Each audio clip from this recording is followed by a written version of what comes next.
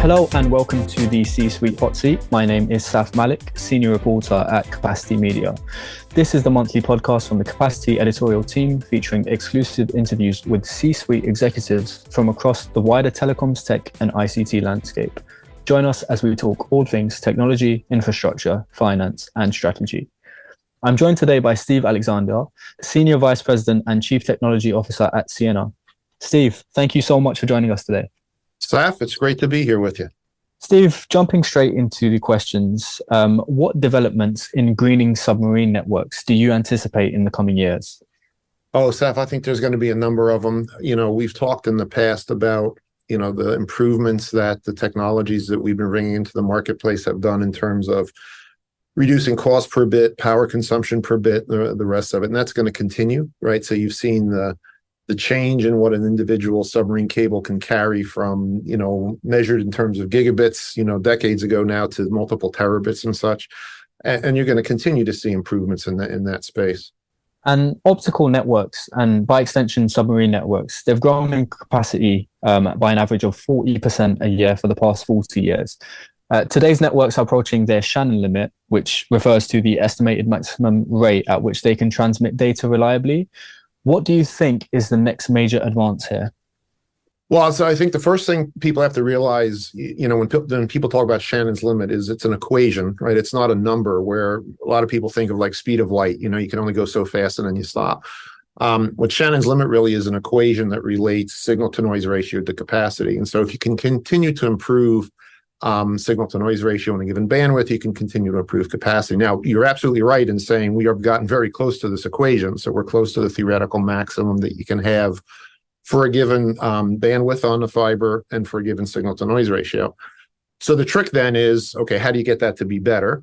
And some years ago, I gave a talk where I basically started and said, look, if Shannon was alive today and he looked at the problems our industry was having, he'd come back to us and say, hey, go get a better channel. Now, a channel to him was the type of medium that the signal was propagating in, right? So there's a thing called a fiber channel. There's a free space channel. There's those sorts of channels in the mathematics and such.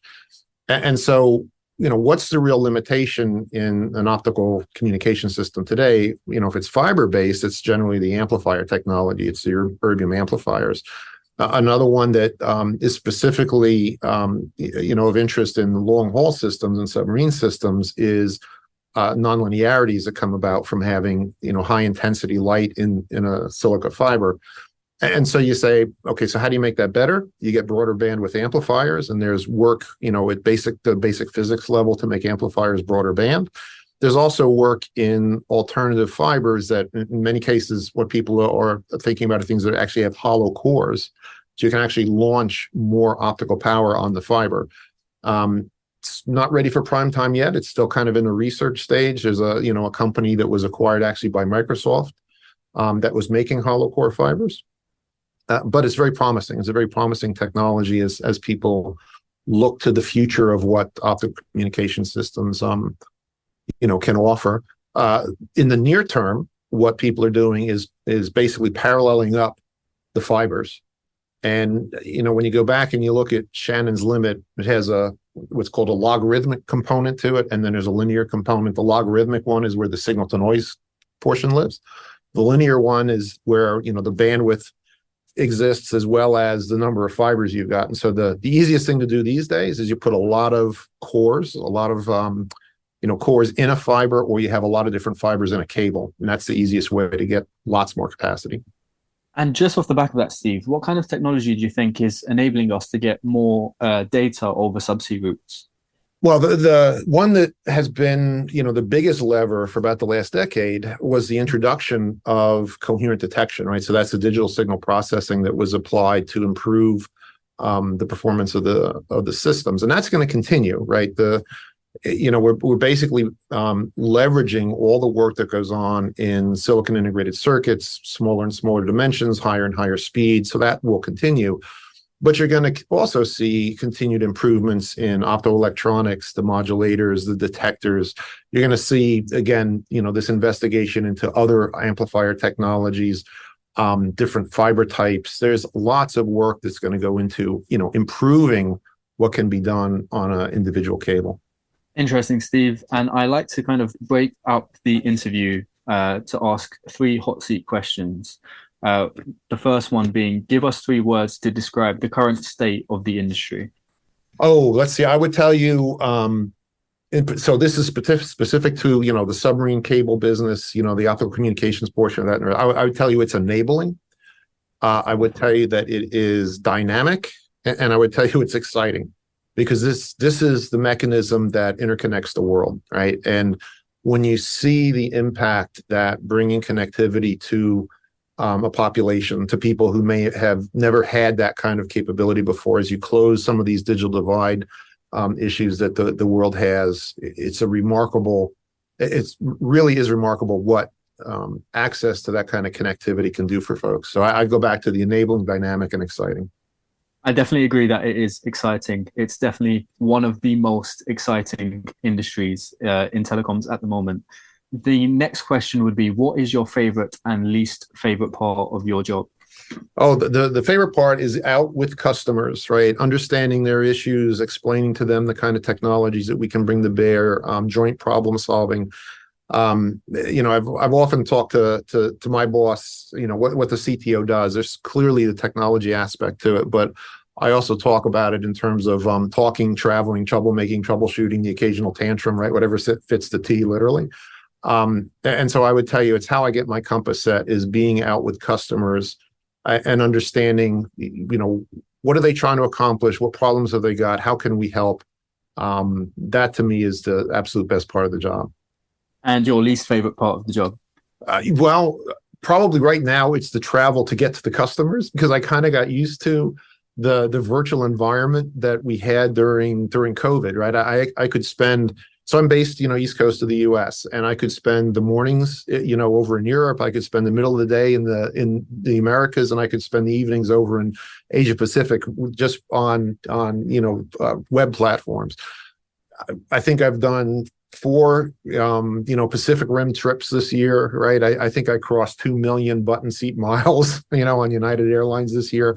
That's basically 2 working years sitting in an airplane seat, that sort of thing. So that's probably, if there's a downside to it, it's going to be that. It's just the amount of time travel takes to get to the engagements. That's definitely understandable. And the last of the hot seat questions is, what is one thing that inspires you? That's easy. I've always been a believer. This goes back 30, 40 years, right? Since, when I got out of college, that communications was good for humanity, right?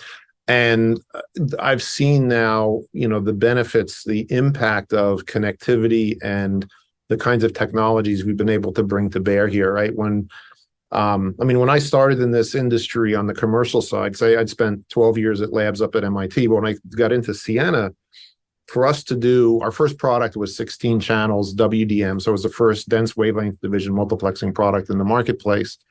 We could do 16 channels, 2.5 gigs per channel. That's 40 gigabits. And that took basically a full telecom rack to implement, right? So you can just imagine the size, the cost, complexity, the power consumption, all that, right, for 40 gigabits.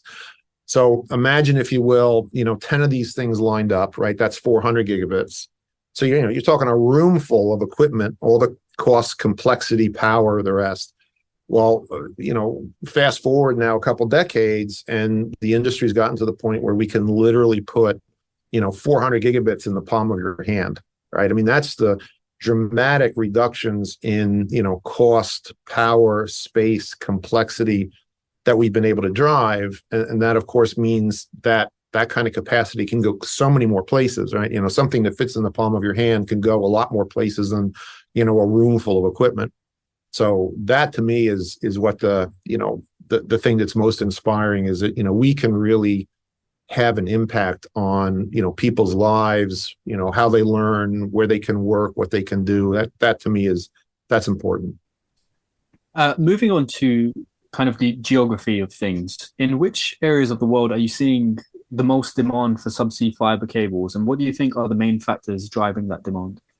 Well, the demand truly is global. People always talk about the major avenues of traffic, right? Which, historically has been, North America to Europe, North America to the Pacific Rim.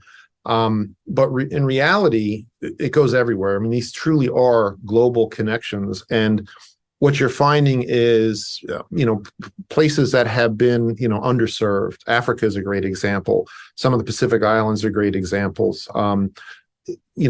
Getting that kind of connectivity in place really has major impacts, socially, economically, the rest. And so it is a global phenomena.